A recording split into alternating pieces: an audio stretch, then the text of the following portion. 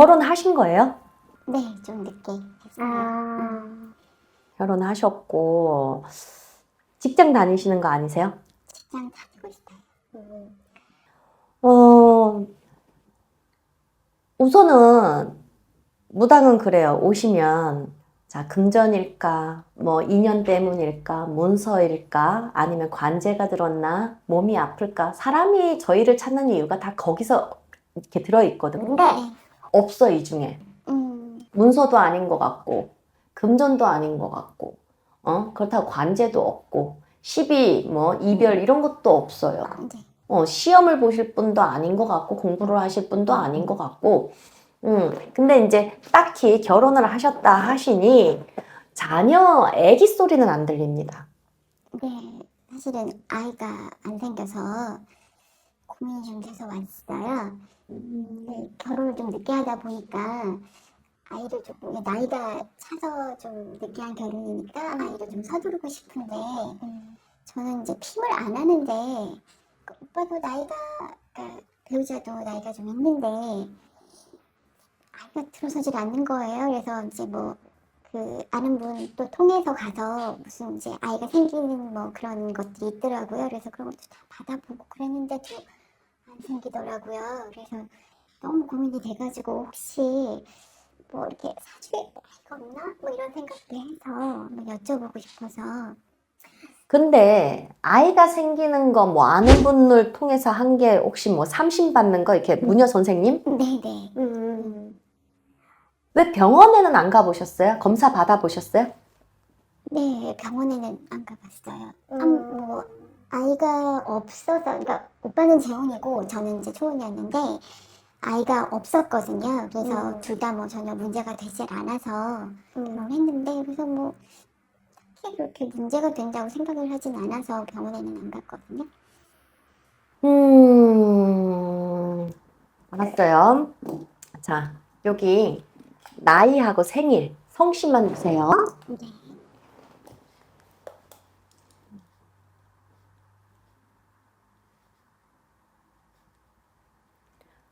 대구 있다. 여기 용인 오니까 되게 춥네요. 아, 네.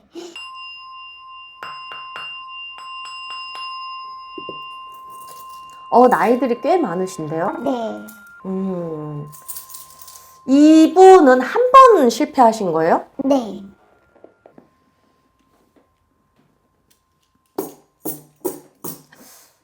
두 분 다 자손이 없을 분은 우선 아니네요. 사주를 보니까. 자손이 없는 분은 아니고, 또, 이제 남자분 쪽으로 볼 것 같으면, 남편 되시는 분 쪽에 자손이 귀하지가 않아요. 우선 남자분, 그러니까 남편분한테 형제가 셋 이상 있어야 돼요.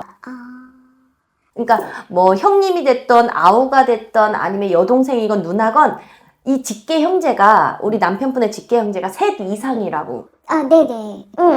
그래서 이 집안에 위에 봐도 집안에 이제 사촌들도 많고 자손이 귀한 집이 아니에요. 그리고 우리 대주님 자체가 건강상에 자식을 못 낳을 이유는 없어 보이거든요. 피임 안 하신다 했죠? 네, 안 해요.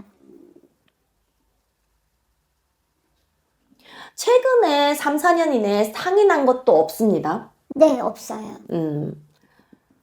음.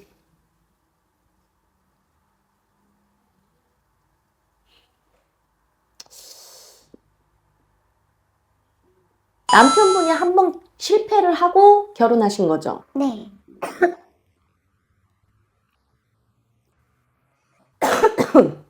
자녀가 없어요?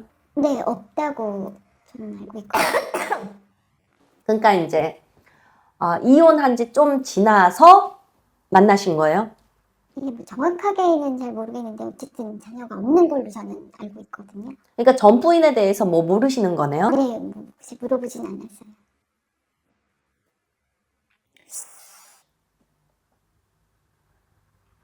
자, 이분이 이제 나이가 지금 대주님 나이가 72년생이면 임자생이에요. 네. 임자생이면 벌써 이제 올해 나이로 할 것 같으면 53. 네, 그렇죠. 52이죠? 네.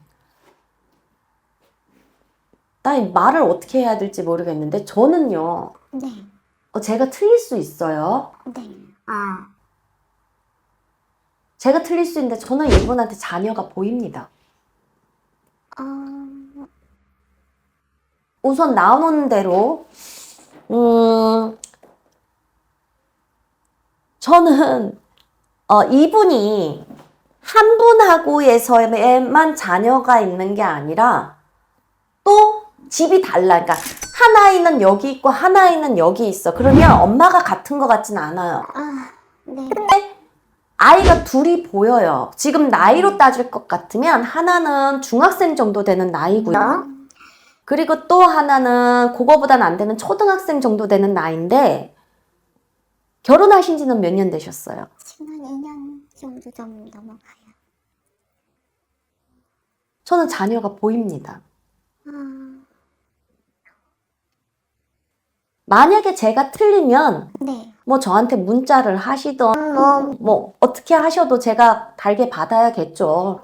달게 받아야겠는데 한번 저는 우리 그 대주님께서 의도적으로 피하는 것 같거든요. 병원에 가서 검사는 누가 받으셨어요? 두 분 다 같이 받으셨어요? 저 혼자 가서 혹시 제가 나이가 좀 있어서 혹시 문제가 있나라고 생각을 했었거든요. 그치, 그래서 이제 네. 나이가 있으니까. 네. 전혀 문제가 없다라고 하시더라고요. 그러니까 79년생이니까 올해 나이 벌써 5이잖아. 네. 그러시니까 이제 본인은 병원에 가서 검사를 받았는데 문제가 없어. 네. 근데 이제 남편분은 임자생인데 내가 보기에는 이분도 신체적인 결함은 없고 오히려 이 집안에는 낳는 대로 날 것 같으면은 진짜 아기 돼지 11형제야. 그 정도로 자손이 많은 귀한 집이 아니에요. 네. 근데 아이러니한 건 저는 애가 보여요. 하나는 중학생으로 교복이 입은 애가 보이는데 이쪽 집에 있어. 그리고 하나는 책가방에 그림이 아기자기 그려 있는 거 보니까 초등학생인데 이쪽 집에 있어. 집이 달라, 아이가 있는 자리가 그러니 분명히 한 대가 아니라는 거야. 본인은 이혼이 한 번이라고 알고 있잖아요. 네.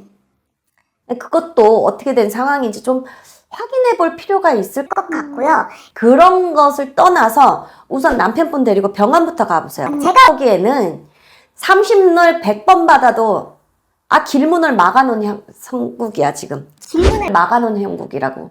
막아놨다는 건 뭐 그치. 아.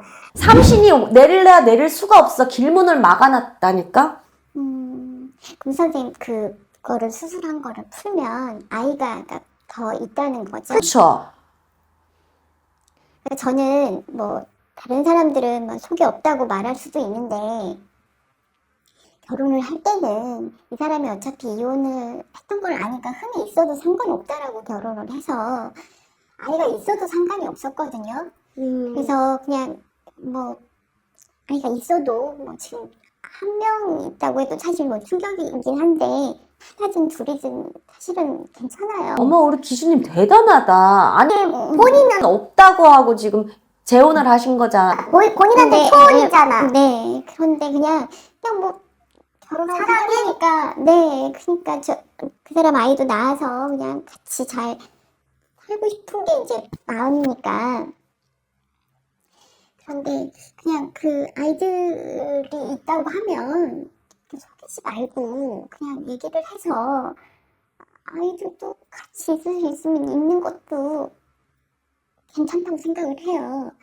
근데 지금 이렇게 피해야 한다는 게 그냥 그 아이들 때문에 피하는 걸까요?